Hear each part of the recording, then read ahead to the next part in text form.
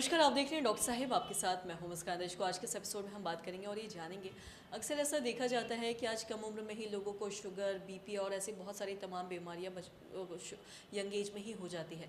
आज हम इसी बारे में जानेंगे और ये जानेंगे, अगर हम हाइपरटेंशन के बारे में बात करें, बीपी के बारे में बात करें, तो जो मिड एज के लोग होते हैं 20 से 30 वाले या 25 से 30 कर खास वाले, तो इनमें जो शुरुआती लक्षण है, जो सिम्टम्स है बीपी के या हाइपरटेंशन के, वो क्या कुछ हो सकते हैं, इसी बारे में तमाम जानकारी लेने के लिए आज हमारे साथ मौजूद है बिहार के जाने माने diabetologist doctor Khalid Hussain. Sir नमस्कार, बहुत बहुत स्वागत है आपका। Thank you so much. Sir आपसे जानना चाहेंगे, हम देखते हैं अक्सर शुगर हो गया, बीपी हो गया, हाइपरटेंशन, ये ऐसी चीज़ें हैं जो अक्सर बहुत कम एज में ही आजकल लोगों को शुरू हो जाती है। कहीं भी पहले ये देखा जाता था कि काफ़ी एक एज के बाद जाके लोगों को 40-50 में होती थी।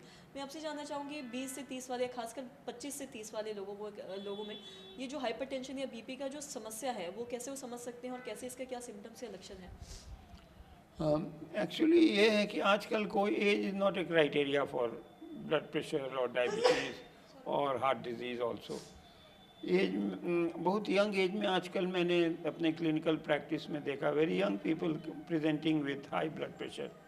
और जब इनिशियली उनको बोला जाता है तो वो कहते हैं कि दे इनिशियली डोंट बिलीव इट, बोलते हैं हम रात में सोए नहीं, या हम कुछ ये डिस्टर्ब्ड हैं, कुछ टेंशन है, इसलिए मैं जो हूँ हमारा ब्लड प्रेशर बढ़ गया। मगर एक्चुअली ये कॉज जो है 85% केसेस में एसेंशियल हाइपरटेंशन कहलाता है। एसेंशियल मीन्स कि it's the cause is not known. तो जहाँ कॉज नहीं नोन है तो ट्रीटमेंट ही किया जा सकता according to the blood pressure readings. और 15% केसेस में सेकेंडरी पैथोलॉजी की वजह से होता है, जैसे प्री एक्लेम्शिया में और अदर ड्रग इंड्यूस्ड है स्टीरॉइड से और इससे, तो वो तो सेकेंडरी कॉज है। मगर primary cause essential hypertension 85% of cases.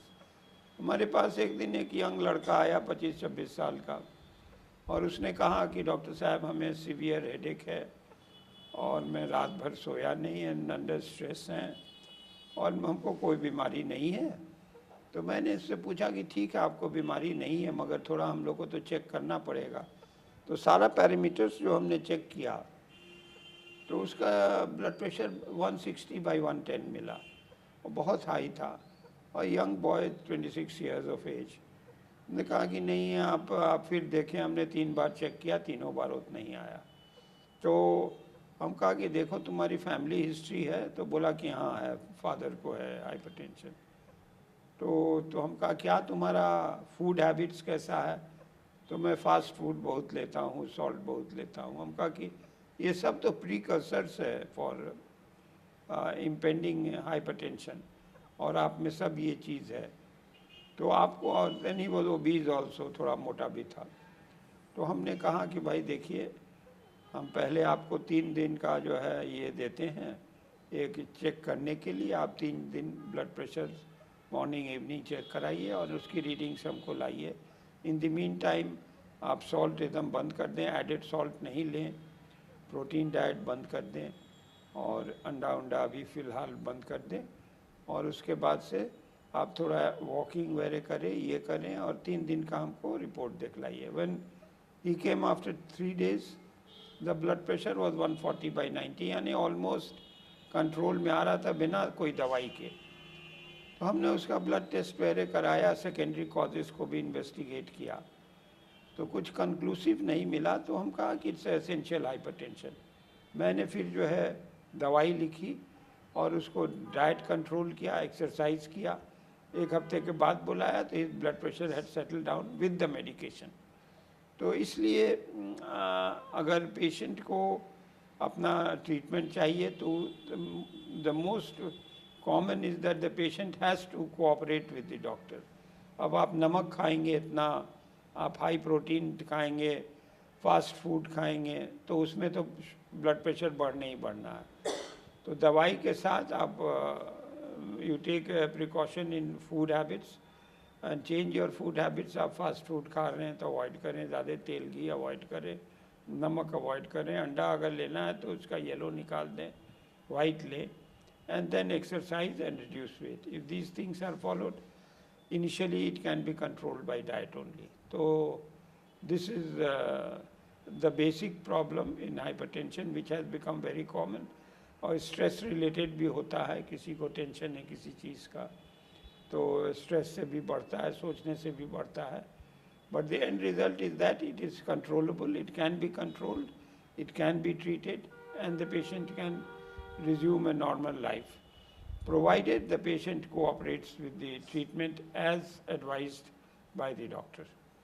तो यही है, this should be followed, and it will result in a complete recovery. Treatment तो इसका ऑलमोस्ट लाइफ ही लॉन्ग हम कहते हैं, क्योंकि ये जो है अगर दवाई से नहीं कंट्रोल हो रहा है तब तो मुश्किल है, मगर दवाई से कंट्रोल हो जाता है, इसलिए दवाई खानी है, शॉर्टकट नहीं करें. और उसके साथ अदर थिंग्स भी चेक किया जाता है, हाइपोथायराइडिज्म का फीचर्स और blood test and other kidney functions and these things, या और कोई उसको सेकेंडरी प्रॉब्लम है, हार्मोनल प्रॉब्लम है, तो वो सब देखा जाता है. तो with these things I think it is curable and treatable. Curable means कि उसकी नॉर्मल लाइफ रहेगी, प्रोवाइडेड ये सब चीज़ वो नहीं करता है, जैसे एक्सेस ऑफ स्मोकिंग है, ये है, and Hari worry and curry he has to avoid. So this will lead to a complete control of blood pressure. So this is my advice.